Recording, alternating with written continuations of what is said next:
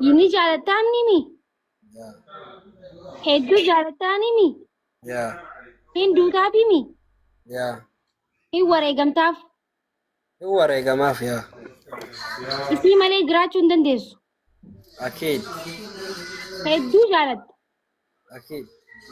Geema qabdi leenca bitiif fi leenca kanniif guyyaa geema isii.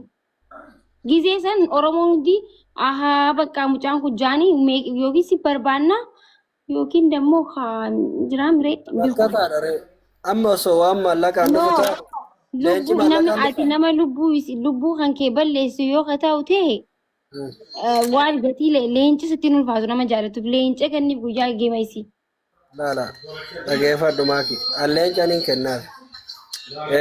Wantoota jaalalaan wal qabatan keessa hin jiru leenca namaa kennuun. Wareegama ni kaffaltaa. Dhageeffadhu. Lubbuuti Dhageeffadhu haa akkasii miti na dhageeffadhu.